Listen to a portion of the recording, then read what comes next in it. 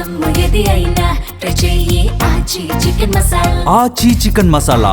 Visakha airport Uttarandhra యువత ఉద్యోగాలపై BJP MLA Vishnukumar Raju సంచలన వ్యాఖ్యలు చేశారు. భోగాపురం ఎయిర్పోర్ట్ లో ఉత్తరాంధ్ర వాసులకు ఉద్యోగాలు ఇవ్వటం లేదని ఆరోపించారు.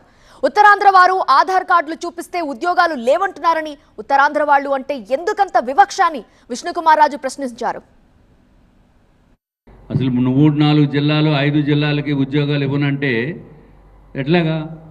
నాకు ఎమ్మెల్యేసీ చెప్పారు ఉద్యోగాలు ఇవ్వరట ఆధార్ కార్డు ఉంటే అని. సో అది కరెక్ట్ కాదు. అది మీరు ఓ పక్కన ఉద్యోగాలు ఇవ్వరు, ఓ పక్కనేమో ప్యాసింజర్స్కి ఏమో ఒకసారి వెళ్ళటానికి 3,000 రూపాయలు అవుతుంది, మళ్ళీ వచ్చినప్పుడు మళ్ళీ ఇంకో 3,000 అవుతుంది, ఫ్లైట్ ఎక్కినప్పుడు 3,000, దిగినప్పుడు 3,000.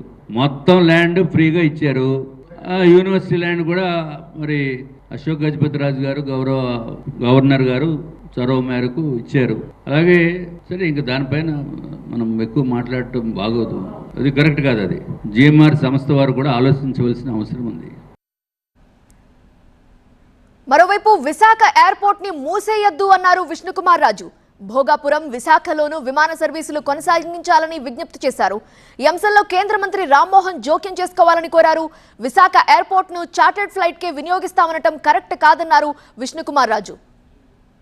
The present petrol diesel crisis and keeping in view of the ongoing situation as far as the state of Hormuz is concerned, so definitely the operations, domestic operations from Visakhapatnam need to be continued at least for few hours from Visakhapatnam airport only, not from Bhogapuram. If required, whatever is the user development fees అని ఉంటుంది, ఒక టికెట్కి నా 700 రూపాయలు ఎంతో, ఆ డబ్బులు కూడా మీరే తీసుకోండి, ఇక్కడ తప్పలేదు. కేవలము మీ డబ్బుల గురించి ఇక్కడ నెల వచ్చేటప్పటికి 2.5 లక్షల మందిని అక్కడికి వెళ్ళిపోవటం అంటే ఇది ఎంత నేషనల్ వేస్ట్ అనేది ఒకసారి ఆలోచించవలసిందిగా కోరుతున్నాం. శంషాబాద్ ఎయిర్పోర్ట్ స్టార్టింగ్లో ఆ విధంగా వచ్చింది, ఇప్పుడు ఏం కాదని అంటలేదే. ఇంటర్నేషనల్ ఫ్లైట్లు అక్కడి నుంచి చేయండి, అది వాడుకోండి. పోనీ ఇంకా లాంగ్ డిస్టెన్స్ ఫ్లైట్లు, ఢిల్లీ ఫ్లైట్ 2 hours ఫ్లైట్ పడుతుంది డిస్టెన్స్, మీరు అక్కడికి వెళ్ళండి. అలాగే చార్టర్డ్ ఫ్లైట్స్ కూడా మీరు అక్కడి నుంచి దిగండి. ఎక్కడ భోగాపురంలో, అప్పుడు తెలుస్తుంది నార్మల్ పెయిన్ ఏంటి అనేది. ఇది బయటికి చెప్పుకోలేనటువంటి పెయిన్. ఆల్ చార్టర్డ్ ఫ్లైట్స్ మీరు అక్కడ దిగండి భోగాపురం ఎయిర్పోర్ట్లో. మీకేమో చార్టర్డ్ ఫ్లైట్స్ ఇక్కడ దిగిపోవాలా? ఎక్కడ? వైజాగ్ ఎయిర్పోర్ట్లో. నార్మల్ ప్యాసింజర్స్ భోగాపురం 2.5 గంటలు వెళ్ళి అక్కడి నుంచి ఫ్లైట్ ఎక్కాలా? ఏం న్యాయం అండి?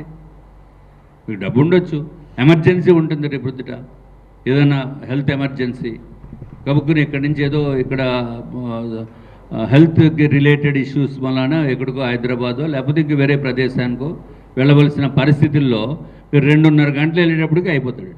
సో ఇవన్నీ కూడా ఆలోచించి డెసిషన్ తీసుకోవాలి. I'm not trying to criticise anyone.